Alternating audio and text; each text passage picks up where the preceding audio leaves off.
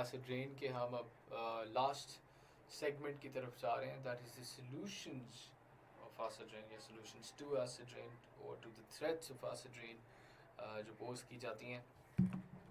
Solutions की तरफ चलें तो सबसे पहला एक सॉल्यूशन आ जाता है, that is the cleaning up of exhaust pipes and smoke stacks.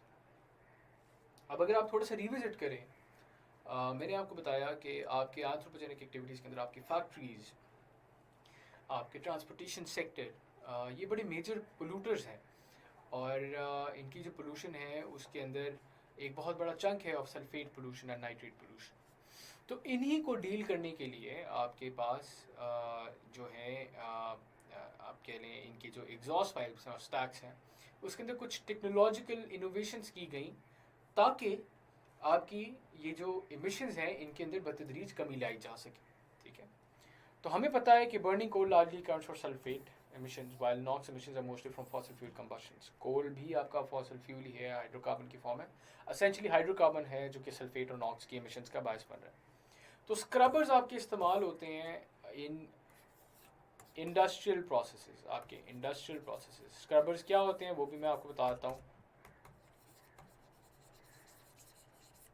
ठीक है, scrubbers also called flue gas desulfurization typically work to chemically eliminate SO2 from the gases leaving smokestacks in industries। ये industrial processes के लिए खसूसन इस्तेमाल होते हैं scrubbers. Scrubbers क्या होते हैं, आपकी जो स्मोक स्टैक होती है, आपकी जो स्मोक स्टैक है फॉर इंस्टेंस ये है, इसके अंदर बीच में करके इन लोगों ने यहाँ पे ऐसे करके स्क्रबर्स लगाए होते हैं।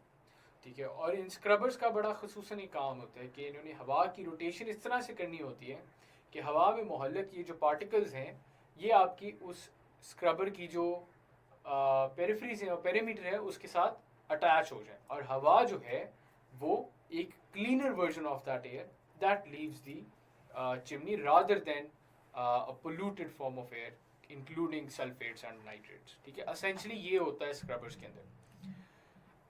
इसकी जो एफिकेसी है दैट इज़ 95%, इसकी एफिशिएंसी कह लें, एफिकेसी कह लें, 95% ऑफ SO2 गैसेस जो हैं वो आपके स्क्रबर्स जो हैं वो रिमूव कर देते होते हैं।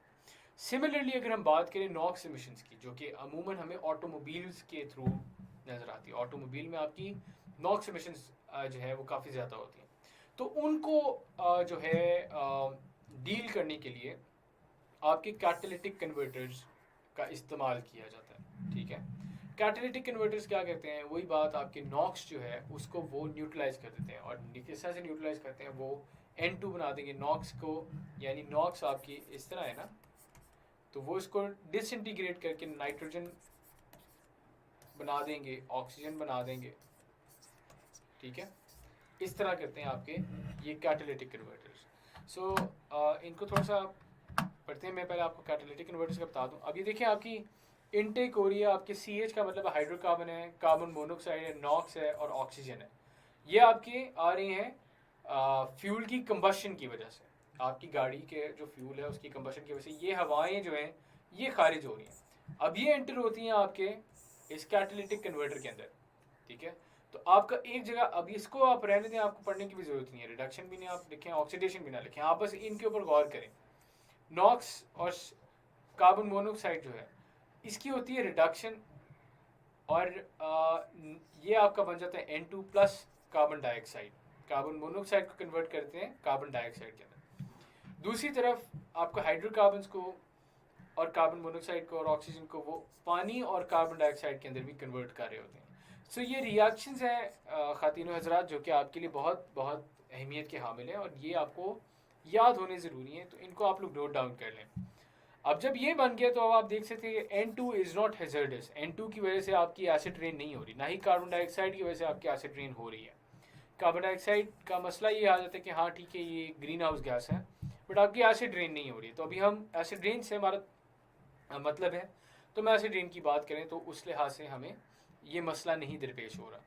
दूसरी तरफ देखें तो पानी आपका रिलीज़ हो रहा है, वही बात कार्बन डाइऑक्साइड रिलीज़ हो रही है।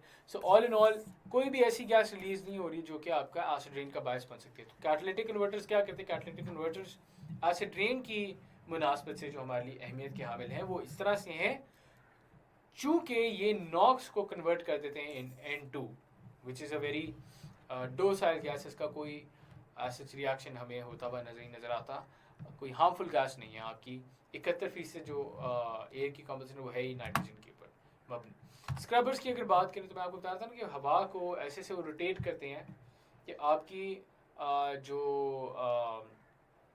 पार्टिकल्स होते हैं, डस्ट पार्टिकल्स, और आपके सल्फेट और सल्फेट जो हैं, सॉक्स जो हैं, वो आपके सिलेंडर की इस दीवारी के साथ लगते जाते हैं और फिर हवा क्लीन निकलती है। क्या हो रहा है? स्क्रबिंग लिक्विड है, इनलेट है, आपके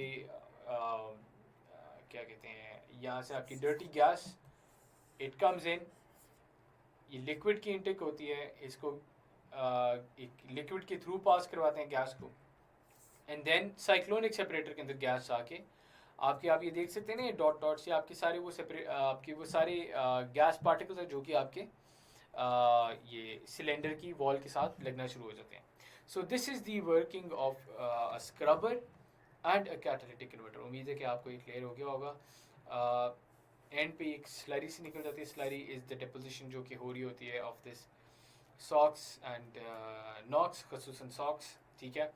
तो उसकी ये डिपोजिशन हो जाती है एंड आपकी क्लीन गैस जो है वो इधर ऊपर की तरफ से बाहर निकल जाती है। फिर अगर दूसरी सतह के ऊपर बात करें, ये तो हमने एक डायरेक्ट अप्रोच लगाया ना, जिसको आप कह सकते हैं कि हमारी अडेप्टेशन अप्रोच थी, ठीक है। अगर हम मिटिगेशन अप्रोच की बात करें, ठीक है, अगर आपको याद हो क्लाइमेट चेंज से ज़रा याद रखें मिटिगेशन अप्रोच और अडेप्टेशन अप्रोच। तो पिछली जो थी ये अडेप्टेशन अप्रोच थी, एक मसला है उसके साथ हमने अडेप्ट करना है, ठीक है।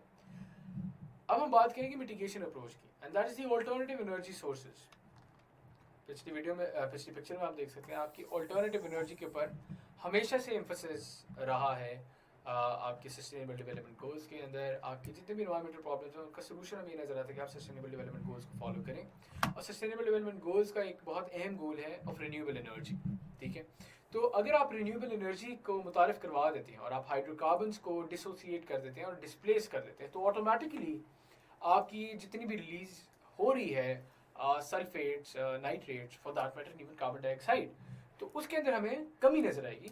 And this is why we advocate as environmentalist, आप लोग भी एडवोकेट करेंगे ऑल्टरनेटिव एनर्जी सोर्सेज को।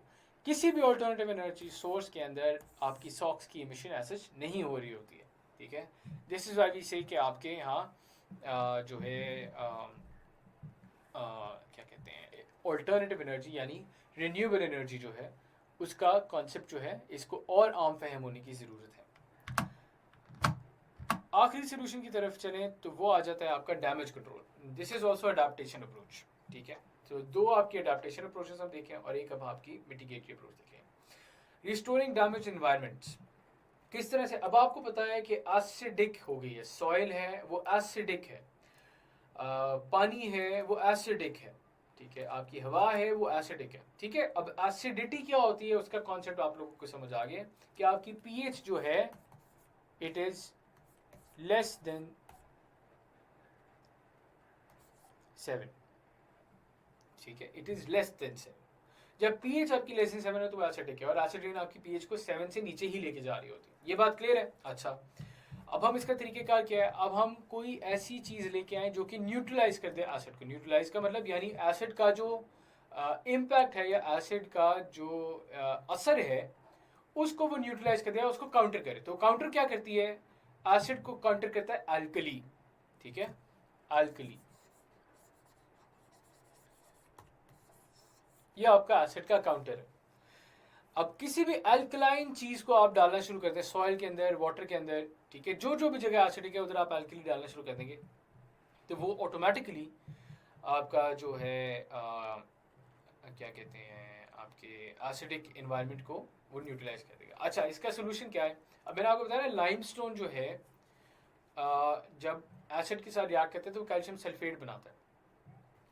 जब ये कैल्शियम सल्फेट बनाते हैं तो हाँ बिल्कुल ये बात ठीक है कि आपका जो लाइमस्टोन का स्ट्रक्चर है वो ख़राब हो जाता है, लेकिन अगर आप इसको असूली तौर पे देखें तो वो एसिड की इफेक्ट को भी ख़त्म कर देता है, यानी वो एसिड को भी डिसोसिएट करता है। अब यहाँ पे जो रिजल्टेंट है इसमें आपको कोई एसिड तो नहीं नजर आ रहा ना, H2SO4 नहीं नजर आ रहा, यानी वो एसिड को भी ख़त्म कर देता है।